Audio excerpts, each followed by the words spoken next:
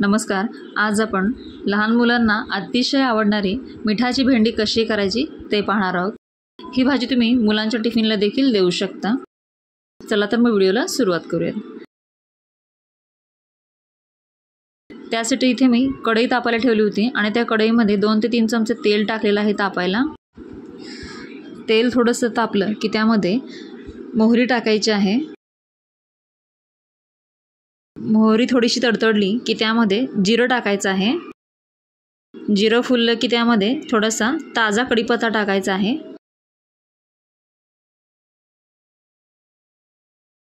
कढीपत्ता टाकून झाला की इथे मी 5 ते 6 लसणाच्या पाकळ्या ठेचून घेतल्या होत्या, ते देखील यामध्ये टाकायच्या आहेत.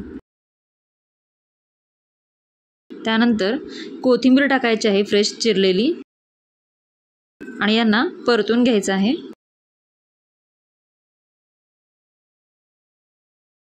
इथे मी या भेंडीच्या भाजीसाठी जवळपास पाव किलो भेंडी घेतलेली आहे. भेंडीची भाजी करताना चिकट होऊ नये म्हणून त्याला धुवून आधी कोरड्या कापडाने स्वच्छ पुसून घ्यायचे आहे. असं केल्याने भाजी चिकट होणार नाही.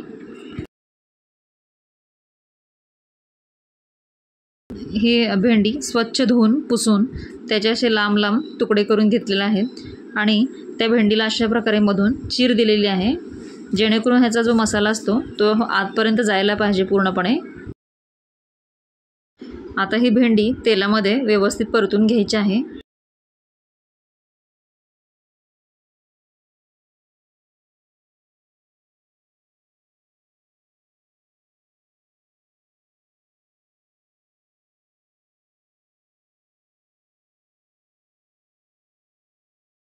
भेंडी थोडीशी परतून झाली की यामध्ये पाव चमचा हळद टाकायची आहे आणि याला परत एकदा परतून घ्यायचं आहे.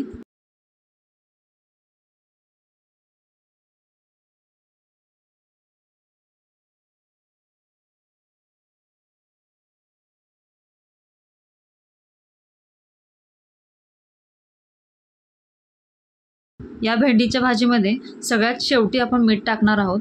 मीठ हे सुरुवातीला टाकायचं नाही, नाहीतर मिठाला पाणी सुटतं आणि भेंडीची भाजी पुन्हा चिकट होते. आता यामध्ये इथे मी चवीनुसार मीठ टाकणार आहे.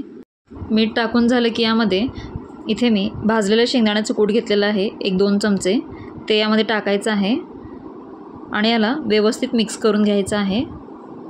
मिक्स करून झालं की यावरती एक झाकण ठेवून 1-2 मिनटं ही भाजी वाफवून घ्यायची आहे. 2 मिनटानंतर हे पहा, भेंडी थोडीशी मऊ झालेली आहे. म्हणजेच आपली इथे मिठाच्या भेंडीची भाजी तयार आहे. व्हिडिओ आवडला तर लाईक करा, शेअर करा आणि सबस्क्राईब करा. Okay, bye. आपण परत पुढच्या व्हिडिओमध्ये भेटूया. आपण परत भेटू.